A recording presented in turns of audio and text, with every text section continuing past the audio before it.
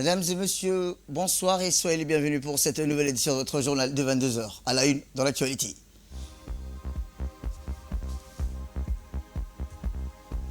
À la une dans l'actualité nationale, la Ligue arabe soutient la candidature de Mohamed Ali Youssouf à la présidence de la Commission de l'Union africaine.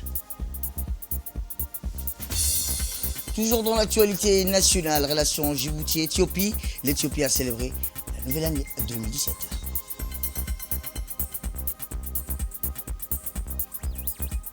Et enfin, dans l'actualité internationale au Proche-Orient, à Gaza, des nouvelles attaques israéliennes font au moins 7 morts, où nous verrons en fin de journal. C'était les titres. Merci si vous nous rejoignez. Eh bien, je vous le disais, dans le titre, le Conseil de la Ligue des États arabes, au niveau des ministres des Affaires étrangères, lors de sa session, rappelons-le, ordinaire de 162, qui s'est tenue hier matin, au siège du secrétariat général de la Ligue des États arabes, a pris une décision unanime de soutenir le candidat de notre pays, Djibouti, aux élections à la présidence de la Commission de l'Union africaine, M. Mohamed Ali Youssouf, ministre des Affaires étrangères et de la coopération internationale, porte-parole officiel du gouvernement en février 2025 prochain. Le Conseil des ministres arabes des Affaires étrangères a également exhorté tous les États membres de la Ligue arabe à déployer tous les efforts possibles pour soutenir le candidat de notre pays, Djibouti, à conquérir cette position continentale importante à travers ses relations bilatérales et ses contacts, les États membres de l'Union africaine. À la lumière de la décision si importante du Conseil des ministres arabes des Affaires étrangères, notre pays s'adresse au secrétariat général de la Ligue des États arabes et à tous les États membres de la Ligue arabe avec sincère remerciements et sa gratitude pour leur soutien continu et inconditionnel à notre pays. Djibouti leur promet que si notre pays remporte cette importante position continentale, il la mettra au service du renforcement des relations arabo-africaines sur tous les plans. Question d'intérêt commun sur les scènes régionales et internationales, dans l'intérêt de la sécurité et du développement des régions arabes et africaines. Et ce communiqué qui nous est parvenu du ministère de l'Intérieur, où le ministre de l'Intérieur communique que la journée du dimanche 15 septembre 2024 correspond à la fête Al-Mawlid Al-Nabi, sera férié, chômé et payé. À cette occasion, le ministre adresse ses meilleurs vœux de bonheur et de prospérité à la population djiboutienne.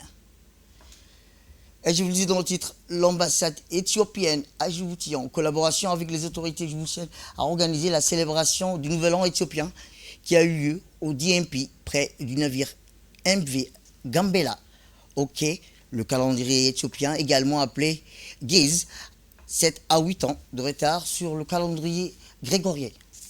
La principale raison de cette différence est que le calendrier éthiopien place la naissance de Jésus en 7 ans avant Jésus-Christ, avant le prophète Issa pour le musulman et Jésus-Christ pour le chrétien. Et commence son décompte à partir de ce moment. L'Éthiopie célèbre donc en 2017. L'année commence le 11 septembre et contient 12 mois et 30 jours et un 13e et 5e, 6e jour, grande période des fêtes. La cérémonie riche a été présidée par l'ambassadeur éthiopien Bernaoud Segei et a vu la participation des hauts dignitaires djiboutiens et éthiopiens. Dr El Moussemi, ministre éthiopien du transport et de la logistique, tel que le ministre de l'équipement et des infrastructures, Hassan Mohamed Ibrahim, le ministre du commerce et du tourisme, Mohamed Warsam Diri, était également présent, le directeur général d'IMP, Jama Ibrahim, ainsi que le célèbre chanteur éthiopien, Qamar, et les pilotes des bateaux et les marins éthiopiens. Djibouti, Éthiopie entretiennent des relations fructueuses en matière économique, qui est l'exemple d'intégration régionale. Le chemin de fer Éthio-Djibouti, le port de Djibouti constitue un autre lien crucial entre nos deux peuples, favorisant ainsi une intégration économique et plus profonde. Le bon fonctionnement de ces ports est essentiel pour la fluidité du flux des marchandises. L'ambassadeur d'Éthiopie a indiqué que l'année 2016 a connu de nombreux développements en Éthiopie, tels que la finalisation du grand barrage de la Renaissance éthiopienne, le nouveau développement du corridor de la ville, la réforme économique nouvellement appliquée, le rendement des produits agricoles et l'afflux des touristes avec le nouveau site. Toutes ces réussites nous donnent l'espoir de poursuivre l'année prochaine avec compétence et de fournir des services efficaces à nos concitoyens. Dans cette optique, nous essayons de construire une école communautaire à Djibouti pour soutenir notre peuple en matière d'éducation. À cet égard, je remercie le gouvernement de Djibouti de nous avoir donné 4 hectares de terrain pour la construction de cette école. L'Éthiopie et Djibouti sont des peuples frères car nous célébrons la fête d'être reliés par le plus grand projet d'infrastructure d'Afrique, le chemin de fer et le port d'électrification d'Éthiopie et Djibouti. Cette relation ne stimule pas seulement l'activité économique, mais renforce également les liens entre nos pays, en encourageant une plus grande coopération logistique. De son côté, le ministre des Transports éthiopien a pour sa part exprimé ses sincères gratitudes à nos capitaines, pilotes et travailleurs portuaires et au personnel de l'ambassade qui travaillent sans relâche 24 heures sur 24 pour sauvegarder les intérêts de l'Éthiopie, même pendant les vacances alors qu'ils sont loin de leur famille. Votre dévouement est vraiment digne d'éloge. Outre le chemin de fer Éthio-Djibouti, le port de Djibouti constitue un autre lien crucial entre nos deux peuples, favorisant une intégration économique plus profonde. Le bon fonctionnement de ces ports est essentiel pour la fluidité du flux des marchandises. Il a remercié sincèrement le gouvernement de Djibouti pour son soutien indéfectible, en particulier pour l'achèvement réussi de l'opération Engrais 2023-24. Votre coopération a été déterminante pour assurer le bon déroulement de cette opération critique au bénéfice de nos deux pays. Écoutons à présent le ministre des Infrastructures de Djibouti, Hassan Mohamed Ibrahim, lors de la célébration du Nouvel An éthiopien. L'année écoulée a été marquée par une coopération fructueuse entre nos deux pays. À l'image des années précédentes, nos efforts conjoints pour développer et moderniser le corridor Djibouti-Éthiopien, Djibouti-Éthiopie témoignent de notre engagement mutuel à renforcer le lien économique et culturel qui nous unissent. Ces projets ambitieux est un exemple de ce que nous pouvons accomplir ensemble lorsque nous unissons nos forces pour le bien-être de nos peuples, pour poursuivre nos efforts pour assurer la paix et la stabilité dans notre région, car elles sont essentielles à notre développement commun. La paix est le socle sur lequel nous pouvons bâtir un avenir prospère pour les deux nations. Je suis convaincu que grâce à notre engagement et à notre détermination, nous continuerons à progresser sur la voie du développement. Cela garantira non seulement le bonheur et la prospérité de nos populations, mais contribuera également à l'intégration économique de toute la région. Santé à présent, où l'hôpital Dar al-Hanan, une structure sanitaire de référence dans le pays, sous la tutelle du ministère de la Santé, depuis sa création, en reconnaissant de ses bons et loyaux services offerts à la population djiboutienne, le ministère de la Santé commémore aujourd'hui les 40 ans de cette structure sanitaire, Dar al-Hanan. En chiffres, c'est presque 10 000 accouchements par an, soit environ 400 000 accouchements depuis son existence, soit la moitié de la population. Dar al-Hanan, c'est aussi la vision du chef de l'État, de la première dame, qui accompagne le développement de cette structure sanitaire ces 2 dernières décennies, qui ont fait de la santé de la mère et de l'enfant leur priorité. L'hôpital Dar al-Hanan n'a eu de cesse de s'étendre et de se développer au fil des ans pour offrir et améliorer ses services et offrir des soins de qualité à la population. En effet, depuis quelques années, l'hôpital a amélioré la qualité de ses services en augmentant les prestations offertes à la population. Un bloc opératoire équipé, un service radiologie, une salle d'urgence, un service social. Et dans ce but de prendre la santé de la mère et de l'enfant, quelle que soit leur origine et leur classe sociale. Les réformes entreprises à l'hôpital Dar al-Hanan ont transformé l'établissement en améliorant de manière significative la propreté, les conditions d'accueil et les services d'urgence. La réhabilitation des chambres et l'organisation optimisée des soins ont créé un environnement plus efficace, accueillant pour les patients et personnels. Les mesures de sécurité, notamment l'installation des caméras de surveillance et des systèmes de géolocalisation dans les ambulances, ont renforcé la capacité de l'hôpital à fournir des soins de qualité en toute sécurité. Les initiatives de renforcement des compétences et de l'amélioration des équipements ont également contribué à une évaluation des standards de soins.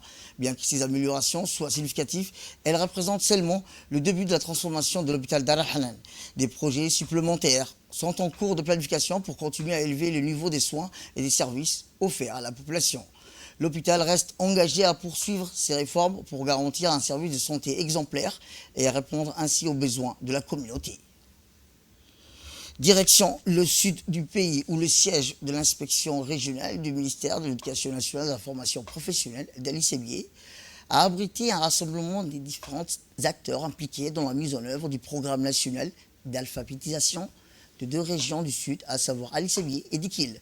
Notons que le programme national d'alphabétisation dure 7 bonnes années. Il est mis en œuvre par l'Union nationale des femmes djiboutiennes avec l'appui du ministère des Affaires sociales, de la solidarité et du ministère de l'Éducation nationale. Cet atelier de réflexion sur l'amélioration du contenu du programme national, l'alphabétisation a regroupé la préfète par intérim de la région, Saïda Wabri Assoui, le coordinateur de ce dit programme au sein de l'UNFD, Abdullah Omar Ibrahim, les inspecteurs régionaux du Sud, Mohamed Adengili, l'inspection d'Ali Sebier, Hafid Nasser et celle de Dikil, les conseils pédagogiques qui ont encadré les alphabétisateurs concernés. Rappelons que son objectif est d'identifier les défis à relever et d'accueillir les suggestions et les recommandations portant sur plusieurs thématiques relatives au programme national d'alphabétisation.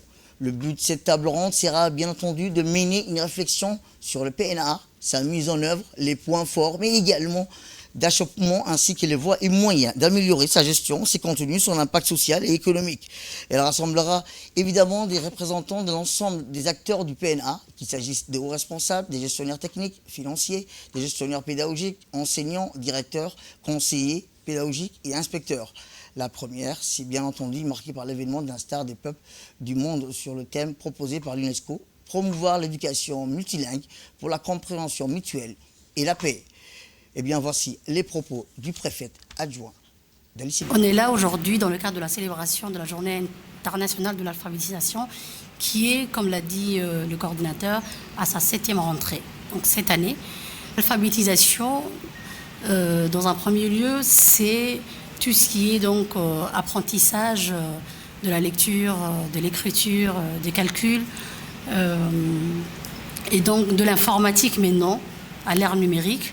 Donc l'alphabétisation permet d'améliorer les vies en élargissant les capacités, en permettant donc de réduire la pauvreté, d'accroître la participation au marché du travail. Du sud, on passe vers le nord du pays où le ministère des Affaires sociales et de la solidarité, en tant que pilier central de la solidarité nationale, a réagi avec promptitude face aux intempéries qui ont frappé la ville de Tadjoura. Dès les premières heures suivant les inondations, le ministère des Affaires sociales et de la solidarité a activé son mécanisme d'intervention d'urgence en dépêchant une équipe spécialisée sur le terrain pour une évaluation approfondie de la situation. Il ressort de cette enquête que 354 ménages représentant les 1912 individus ont subi des pertes matérielles et alimentaires importantes. Conscient de l'urgence, le ministère des Affaires sociales a immédiatement organisé la première phase de secours en assurant la distribution des vivres et ces 354 familles en détresse. Cette réponse s'inscrit dans une stratégie plus large visant à renforcer la résilience des populations face au choc climatique. Le gouvernement, sous la direction de son Excellence, le président de la République, Al-Hajj Ismaïl Omar Guelleh, place la solidarité et la protection des plus vulnérables au cœur de son action publique. Dans ce cadre, le ministère des Affaires sociales, en tant que coordinateur national de l'aide humanitaire, agit en synergie avec les autres institutions pour garantir une assistance continue et durable. Au-delà de l'aide immédiate, le ministère des Affaires sociales et de la solidarité prépare le déploiement des kits de première nécessité, mais s'engage également, conformément à sa stratégie nationale de la protection sociale, à mettre en place des mécanismes de réponse face au choc. À ce titre, il prévoit de renforcer les infrastructures développées, des programmes de sensibilisation, ainsi que de renforcer la coordination interinstitutionnelle et de réponse au choc. On reste toujours dans le nord du pays où le Diwan de la Zakat, affilié du ministère des Affaires musulmanes et des biens Waqf, a poursuivi la distribution de la première tranche de parrainage des orphelins dans la région de l'intérieur. À cet égard, une délégation de cette fondation s'est rendue hier à la ville de Tedjoura pour distribuer cette aide financière qui s'élève à 67 orphelins. Ces programmes s'inscrivent dans le cadre de l'initiative lancée par le président de la République, son Excellence Ismaël Omar Guelleh, en 2007, visant à soutenir les orphelins en fournissant une aide financière pour garantir leurs besoins essentiels et alléger les charges financières des familles. En plus de Djibouti, les distributions ont également couvert des régions telles que Arta, la région d'Arta, la région d'Ikil et la région d'Ali-Sébié, où les aides financières ont été remises aux orphelins et enregistrées de ces régions. Notons que cette démarche fait partie des efforts continus du Diwan al-Zaka pour soutenir les segments les plus vulnérables de la société et leur fournir un soutien matériel et moral. Il convient de noter que le projet de parrainage est une composante de la politique de solidarité sociale adoptée par le gouvernement. Il vise à améliorer les vies des orphelins et leur offrir des conditions de vie dignes en contribuant à alléger les fardeaux économiques des familles bénéficiaires et à renforcer la stabilité sociale et économique du pays. Dans l'actualité internationale, direction le Proche-Orient, à Gaza, où au moins 7 Palestiniens ont été tués hier dans un nouveau raid israélien sur la bande de Gaza, a déclaré la défense civile palestinienne. 4 personnes ont perdu la vie et plusieurs autres ont été blessées lorsqu'un avion de chasse israélien a frappé un stand de distribution de nourriture à Al-Shawa, à l'est de la ville de Gaza, a déclaré Anoud, le porte-parole. 3 autres personnes ont été tuées par des tirs d'obus israéliens dans la ville méridionale de Rafah, a-t-il ajouté. Des tirs d'artillerie ont également été visés. Les quartiers de Zaytoun, Al-Sabra, dans la ville de Gaza, mais aucune information n'était encore disponible sur d'éventuelles victimes. Ces nouvelles attaques surviennent quelques heures après qu'au moins 40 personnes ont été tuées et des dizaines d'autres blessées lors des frappes aériennes israéliennes sur un camp de tentes de Khan Younes dans la région. Israël a désigné comme zone humanitaire pour les civils déplacés de Gaza, en dépit des résolutions du Conseil de sécurité des Nations Unies, exige un cessez-le-feu immédiat. Israël poursuit son offensive militaire meurtrière contre la bande de Gaza depuis le 7 octobre dernier. Continental à présent, au nord du Nigeria, un camion-citerne est entré en collision frontale avec un autre camion dimanche, provoquant une explosion ayant tué plus de 50 personnes, a déclaré l'agence d'intervention d'urgence du pays. Un camion-citerne transportant de l'essence est entré en collision avec un autre poids lourd, provoquant une explosion qui a tué au moins 50 personnes. Le camion-citerne transportait également du bétail dans la région d'Egé, dans le nord-est et dans le centre du nord de l'État du Niger, et au moins 50 bovins ont été brûlés vifs, a déclaré le directeur général de l'agence de gestion des urgences de l'État du Niger.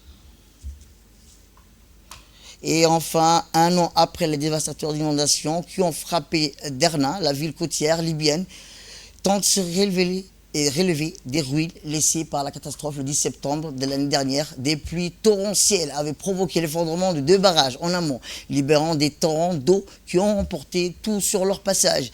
Cette tragédie a causé la mort de plus de 11 000 personnes, tandis que 10 000 autres ont été portés disparus. Des dizaines de milliers de familles ont été déplacées, des quartiers entiers ont été réduits en décombres. C'est tout pour cette édition. Merci à vous de nous avoir suivis. Restez avec nous, placés de nos programmes télévisés. Le programme continue sur Télé Djibouti. Restez avec nous.